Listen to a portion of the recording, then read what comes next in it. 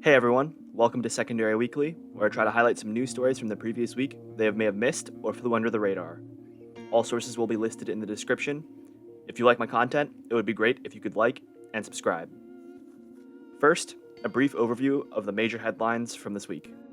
New York Governor Andrew Cuomo has come under fire as he faces accusations of sexual harassment and allegations of altering the number of deaths in New York nursing homes during the earlier months of the pandemic.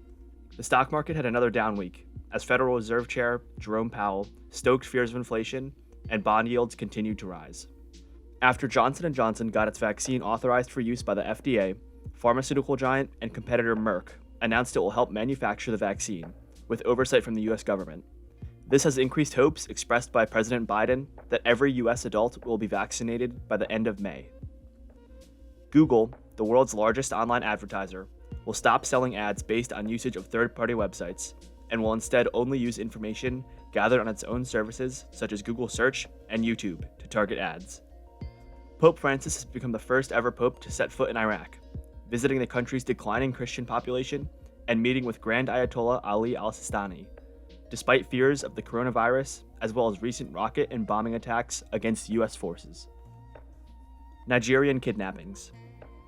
Between 279 and 317 Nigerian schoolgirls aged 11 to 17 were released Tuesday.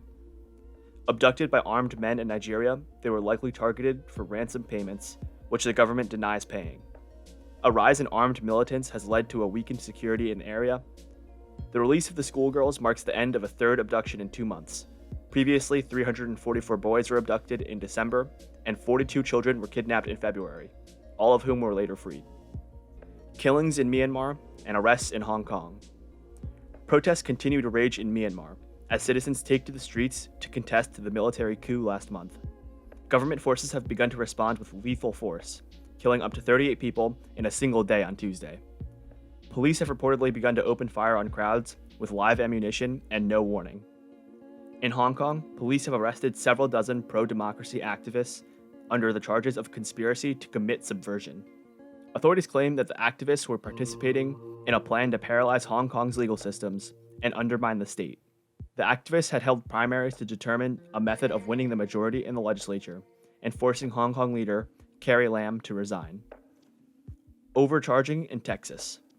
An independent monitor has found that the Texas power grid operators overcharged nearly $16 billion for electricity last month during winter storms. Electricity prices peaked at $9,000 per megawatt hour, a mind-boggling 30,000% increase for 33 hours longer than expected. Many electricity suppliers are in severe financial distress, with many retail users bearing the brunt of the costs.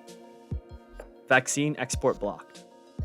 In response to slowing delivery of vaccines throughout Europe, the EU and Italy blocked the export of AstraZeneca's vaccine to Australia.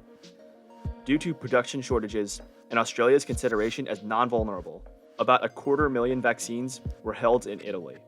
The move was initiated by Italian Prime Minister Mario Draghi and was cleared by the EU in Brussels.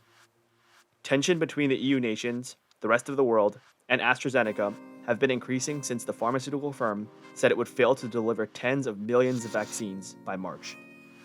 Now I will wrap up the video with Highly Curious. Researchers at the University of Southern California have developed a powerful new seizure-predicting mathematical model for those suffering with epilepsy, giving up to an hour's notice before the onset of a seizure. A study conducted at the University of Cambridge in England found that cuttlefish were able to pass the Marshmallow test, in which the cephalopod gave up instant gratification for larger rewards later on. A team of Chinese researchers have developed a robot that successfully survived a stress test at the bottom of the Mariana Trench using soft body technology. Orbital Assembly, a California startup, is attempting to construct the world's first hotel in space by 2025 and would be open by 2027 to up to 400 people. Finally, a UFO was spotted by an American Airlines pilot over New Mexico on February 28th, after which the Pentagon confirmed no activity in the area and American Airlines routed any questions about the incident to the FBI. Of course, the sighting of a UFO is not indicative of any extraterrestrial presence and more likely poses a greater risk to national airspace security. If you guys like the video, please remember to like and subscribe, and have a great week.